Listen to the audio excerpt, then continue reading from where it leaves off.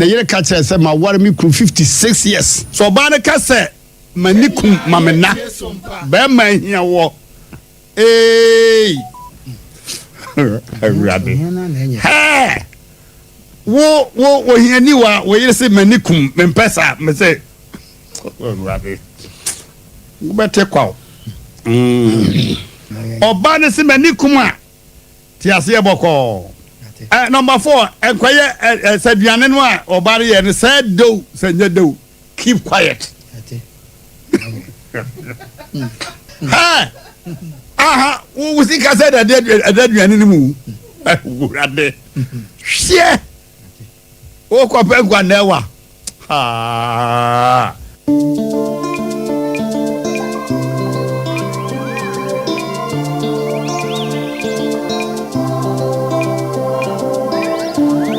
Sompa pretty oh Sompa pretty oh Sompa FM and TV and market yapa Sompa dia sasi so many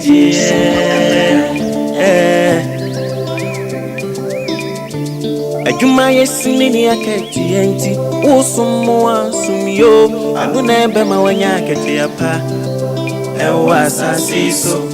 ewiasim ubasum na wansum ye dia fanyina mose wansum bisa usum ye maketi apo eni je di Sompa dia e maketi apa Sompa dia sasi so emeni je Sompa FM, Sompa TV, market yapo, Sompa de, M.I.N.G.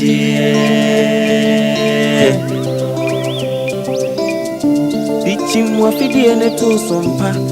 FM and TV, nebema weniji, eni aketi yapa, nebema weniji o, sabra boy mo dajini. Be natural suno dear winya bemma weni die na keti apanso kamu e market apa our fidi neto Sompa FM and TV why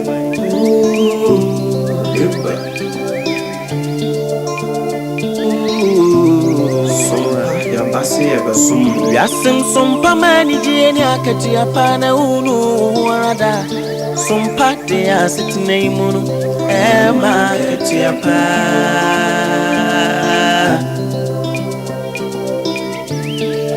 ye no mai mun sama kudi mun san ina ne ka sebo biji sam ye ga su san ina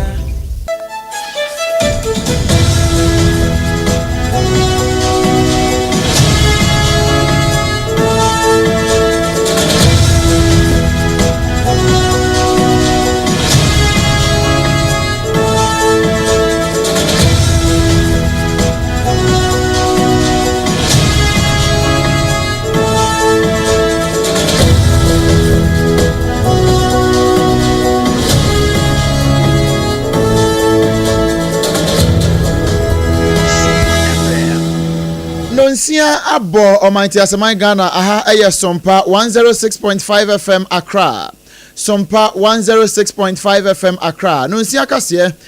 na yede esum wono na shanenso ema me se kase yi eye nwumakuo bi adawroma ena wasasene ya yede ebrewo eno nti ebrepamu no yebeyi onyina kire eye Leicester Company Limited na dawroma ya wode ya toothpaste and toothbrush no e de abeso yasene na Kasa mineral water enso ebo ne chidom afe midimafo herbal center Dr. Time da so wono so the time e de ato ya de nyina eso na Haxa mixture enso ebo chidom na 21st clinic enso agina baba no na ye de eba besom wo ene anwumre shanenso kase e twa ne ho e won kran ha se ya e bekọ akobudichi e wo Kumase Sompa 93.1 FM sanso ena ayiko 100.9 wono nyina ewo Kumase uko utwabo sompo ekopiem ewo France wona henkro Paris mu a eno nso no adamfo pa radio ejikase ebopeten ema Emmanuel Macron ene French fo no nyina wo mo ejikase no ebodem wo ho Sanso ena SOMPA 101.1 ewo Takwa, SOMPA 103.3 ewo Takra de, 106.1 ewo Tachimai, 98.9 ewo Sunyane. Sanso ena SOMPA 90.7 ewo Nkranza, SOMPA 101.3 enso ewo Doma. Shanenso udiko dana sonso ye twegu den aya SOMPA FM ena ukopie mu ewo Facebook ne so a aya SOMPA 106.5 FM Accra, SOMPA 106.5 FM Accra ena fe YouTube no enso aya SOMPA FM live afe ensemo a ye de brew ni nyina no yesemo fo da romanti ye kruche ni nyina brofo kasemu e de akwa kogu www.sompaonline.com www.sompaonline.com ensem no nyina twagu ewo ehonomo ensem a yede ba besom wo anwumre yi ebi idea ni mu ene say akronfo arefo bi akwa akotutuo ewo winiba kwantempo no so amame ne wo kasai emu nan etuo aka won nso asemde ne say baako wono enya no ache no sanso ena Narcotic Control Commission wono ache ntampiwi yen saade ade ni bebre ewo Swiss Port Terminal 2 a enipa mienu wachi won yedi mu enchiremu ede ebre wo sanso ena mpani aye nhwehwemu ehunu se senka ye kan ye ho bompa na ye niema yie pa ankade e friend renewable energy ewiase nyina no nkoman Africa anase biman ye betimi nya sika botini bi wompa e betimi aboa ama niema nyina etimi akoyie sanso ena Ghanaian women in Georgia wono mo nso adonate niema hodo bebre ye etimi boa ema ye kwa woso etimi boa kan kan won mu ma wo etimi ko ebasumdwemu no won de abeche Ghana aspiti ahodo bebre ensam no ahodo bebre eka we no ho ebesanso atwa bosompo akọ United States Donald Trump krom ho Texas nanu nsuo ye fa nkoda ewo mpotamo nsu yiri akoso ewo Texas no woni guso hwehwe nkoda ewo ho a anaso mo hwe nipa ewo sa nsu yiri no mu a emu dodo no ano yede mu kyiremu ebebrewo ene yakọ ne kwantankro me amaje bre ede ma no begu nsemi ho asew ede ama wo ne di amaje so eye OBREMPONG nana kwaku ampoma.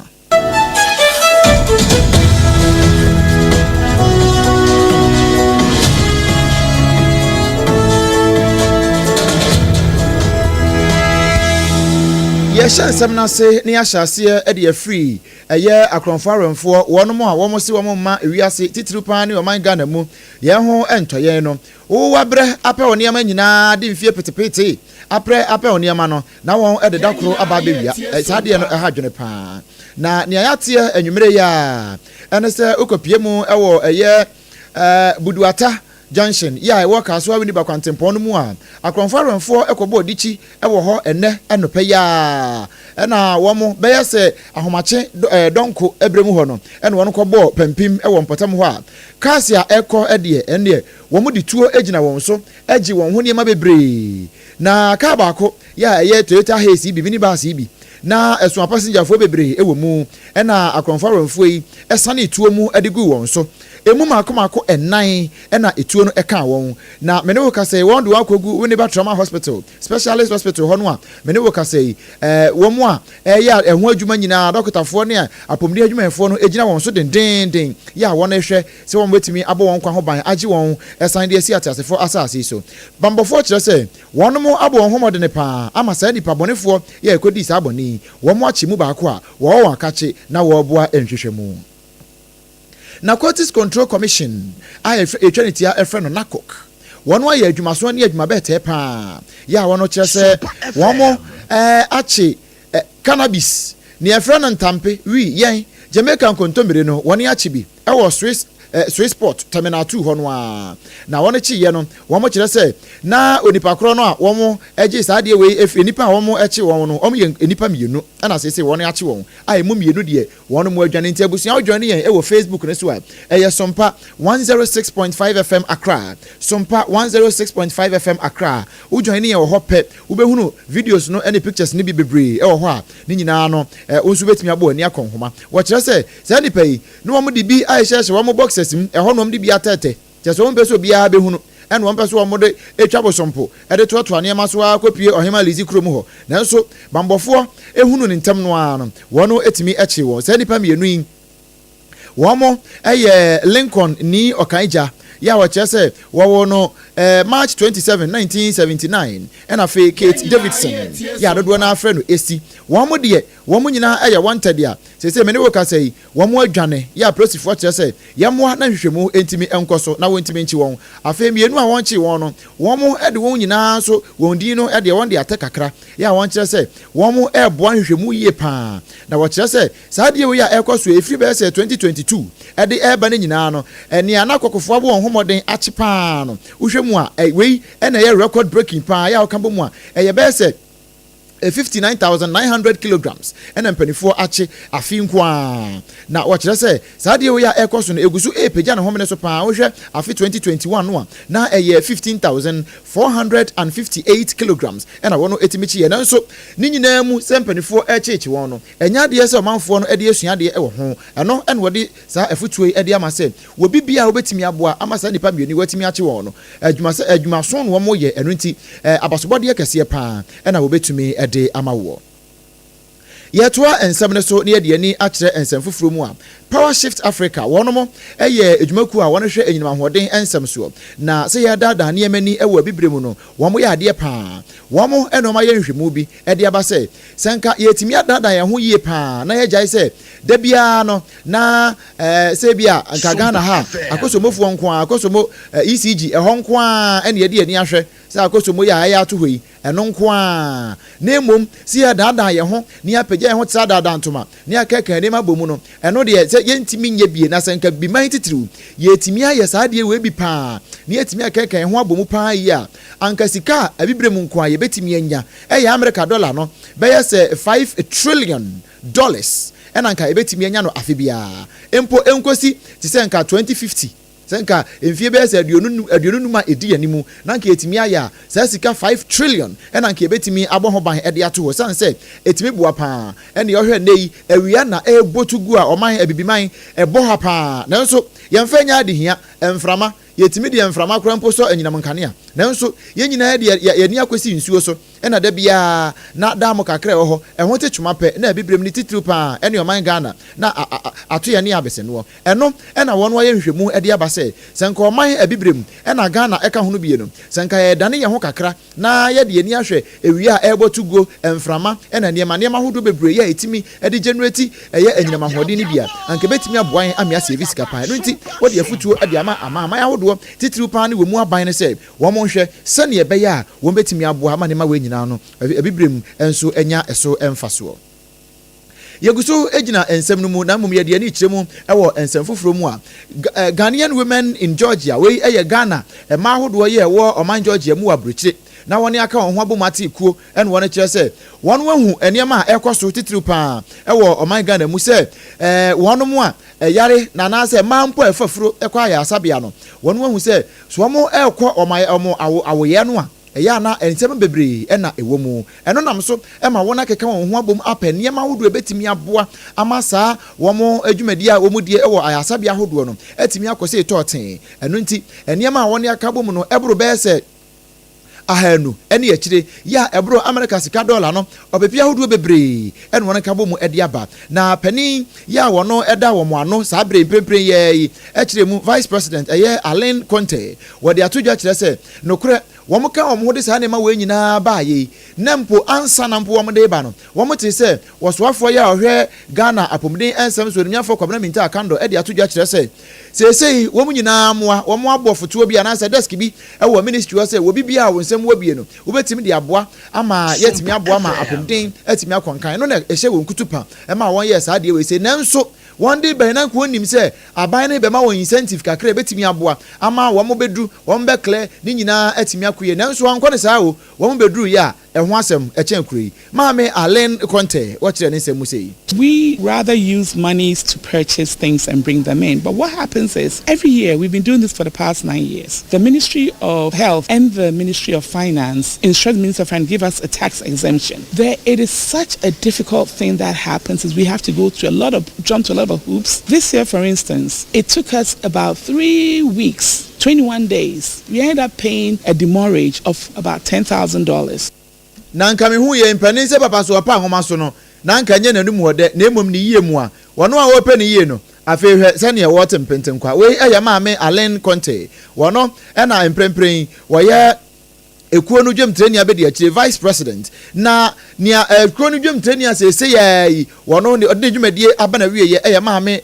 Doreen Darko wono so eka bi de to so kire se saade we ya ekoso no eha adwene pa na womo ye ne obetimi bia ama oman Ghana mu apomden enhyehyeye no atimi akonkan eno nti wototo ede sra aban nyuma ekuo ahodo nyina se wono wonyina nkambom na womo nya adwuma no se ne yese ene ne yefata. We just want to appeal to the Ministry of Health and Ministry of Finance, because the biggest problem we have is when we go through all the fundraising and all the logistics and all the shipments to bring the things here, we need their support to be able to get the things out of the port into the hands of the most needed hospitals. And I think that's very important, because our target is serving the underprivileged and underserved hospitals in Ghana. And so it's very important that they align with Ghana Women Association of Georgia so we can collaborate and work together. Yes, na yatimi aboa ama niema nyina atimi akototen womo de niema we nyina ekoche hospital makomako enwotwe ewo man Ghana mu ya womo nyina ya aban mu die ni bia na ne nyina mu no wono mu a womo age anasa ya sabia womo nya eso mfaso no ebinu mu enso ekire mu sei kire yen some medical equipment that are going to go a very long way to help in the diagnostic of our patients, and it's going to be of great benefit. Meet some of our equipment gaps, yes, and this is something that we are so appreciative of. Abusia ani auti ye eye wono mu a enya eso emfaso ni bi edi free Ghanaian women in Georgia womo adeye ya wono koye womo no ebi eno no ye to ansem no so nya afia kwa kopie mu ewo Asante Mantam mu etimetim edwomfo ma na esun won kire se we eye timetime ye wo Asante Mantam mu afidwa kwa abre South Mansin mu won kire se edwa womo etimu a womo to ade no atete aprapa ansam se konte bia abusia join ye Facebook na be ha de we si ade ukotena ho mpo se wo de 30 minutes pe kwatena ho keke na agem frama kora ahwa won konso ho e na ye maame no mi wo mo kwatena eto ade e ma ye nso ekotobie na wono e kire se sa de we ya won ti asende no kwani nyame anim ni sa abaya amamu a e ha adwene pa sanse sesei enchansi nyina na etuetue ye mu nu nyina properly na nso assembly mpanifo aba ho beje won to e de komo assembly no na nso wo mfa ebi emmo ho bra no e ha adwene pa e ma no woni ba bedu e bo amane sei sisi ni yete se wo ma be chrocho ye container ho se obi anyu container ni free a ye ni ba bia akoye ni adwuma bia akoye ahaya ni depo wom carpenter fo wom welder fo wom adeton fo wom enti ye do so bebre enti binu mo su ekunafo wom enti ne kakra ye sre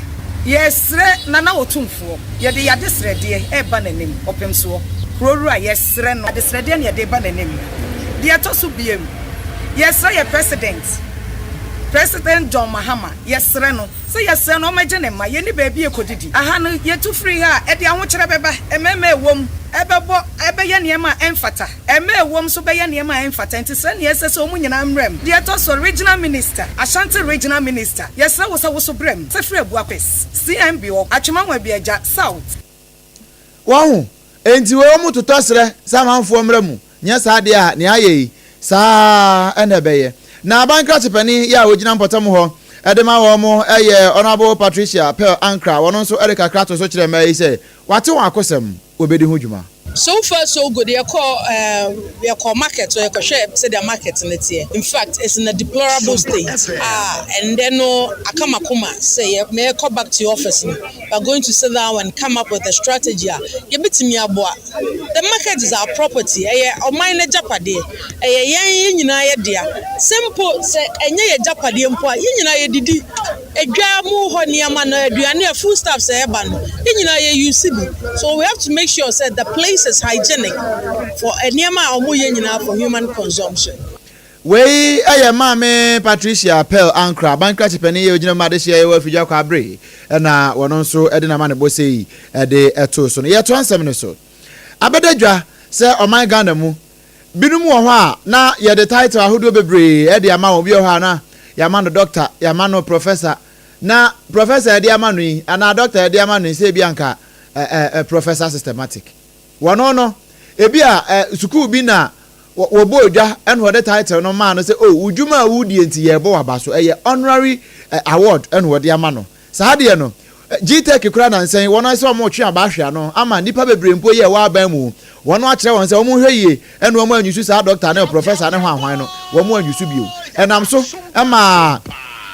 Ghana ha Vice Chancellors of Technical Universities of Ghana wɔn nso aka wɔn ho abom kyerɛ sɛ saa adeɛ no a ɛrekɔ so a nipa bebree no yɛbɔ wɔ aba so kɛkɛmpo a na ɔde ne nam no bi wɔ hɔ abɛhunu ɔde kyerɛ adeɛ wobɛhunu ɔde nam baabi na ɔde ibu nkurɔfoɔ fa so no ɛnyɛ koraa ɛno nti wɔn mu enyae wɔn de nsɛm wɔn nyinaa to dwa bra na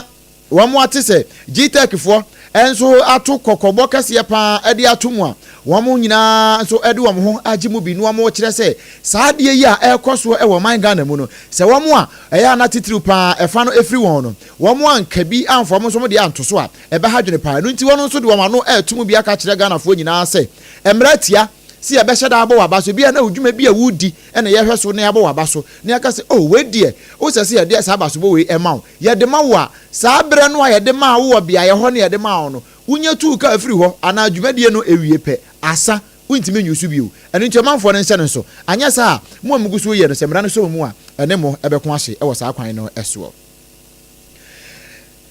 ukopie mo ɛwɔ Imani Africa Penny baako a wɔno ɛyɛ vice president a wɔno ɛda mu paa ɛwɔ Imani Africa ɛyɛ Yewura Kofi Bentel wɔde ato dwa ɛkyerɛ sɛ ɔman Ghana mu adeɛ baako a ayɛ kwanko paa ɛwɔ ɔman yi mu ɛyɛ ɔman no yɛn ayɛ suban yɛn ayɛ sɛdafa kwati kwan ɛkeka yɛn nneɛma bɔ mu a na yɛ wie pɛ na afei Yesu na yɛ su fra aban na Yesu na kyerɛ sɛ yɛ kreti wɔno ate wɔ na ne ɛwɔ ne tirim ayɛ sɛ amenka wɔ mum na microphone yɛ si wɔ min wia onye wia se na ho beda mpan a no asan ko su kira aban enu nti aban nyuma mu no ne yakoso wo hwa no Yewura Kofi Bentel che se saa de we na ekoso no enye kura na empanin se enyumu eda ya net ne wura no Kofi wo se when they say it on a political platform, they don't really, after the thinking, they say it because the moment requires them to say something bombastic. But after saying and it catches, then they are forced to implement. Then when they realize that they have to implement this, otherwise they will be held to it, create something to represent what they've said. Then you end up with a document like this. And Prof. Bokpin is a fellow in Imani. We have had some discussions, but we have not actually analyzed this as Imani. I'm saying this because he said half of the things I wanted. And if we had met and said something about it, would have come up officially that that's how. When you process development this way, you end up with a lot of branding, with a lot of glossy magazines, and then by the time you finish, nothing is like. However, there's a curious feature of all of them. NDC MP, they access the funds and they spend. Oh no, Kofi Bentel na chire MPP ni NDC wo mu gina wonten a won be ka ne say ya won koduru aban mu a won be twetwe ahwe mo ho awie ahwe botom say ya no am san esu e de kire man na ye ba ye hunu hwe ye ba ye hwe ni ho saa de no a wo ye no anase wo mo ye no enda Kofi Bentel kire say e ha dwene pa eno ti Ghana amanyofo e ye amunyai na bibia nso entimi enko kama pa wei e ye Yewura Kofi Bentel ne nsem kakra ya de tu dwa eno no ugusu etie SOMPA 106.5 FM Accra, SOMPA 106.5 FM Accra. Eye Kasiano near Leicester Company Limited adawromenti wade yas toothpaste and the toothbrush e de abeso yasene no eno na wugusu ye wuti na fe yemfa Kasiano emom dichi na fe yenkotwa bosompo enkwa America memo na watwi mu ye de kan abo Kasiye ase se ensuyiri ni ensubransan bi ato ewo America ne nkrabata ba ko e friend say Texas ama me de wo Kasiye empo yabo amane no mu ano wa kire se nipa bebre na ensuyiri no atimi afa ho ya nkwada enyina eka ho no ebie me ne wo ka se won guso ya wo na ehwehwe nipa ensuo no atimi afa won anase ensuo no afa won ewo mu na fe won atimi ayi won se mpo wo mote ase ana won mo ente ase no nyame ene be kire me ne wo ka se won kire se nipa rodo asese wo mo ayi won no eye maako aduonu baako a won nyina kra na we ye nipa aduonum baako a ensuyiri no wo nam so ahwere won no enkwa enkwada maako edunum enso ena ewo mu asemi ba ye no won kire se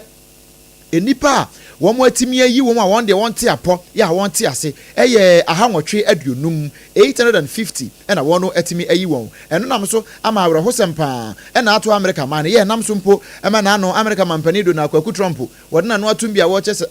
saa de we die ano odene bo man a wono a fi se ni se ewo no wo hunu bi krampo eda enam so ema amrado ya wo Texas wo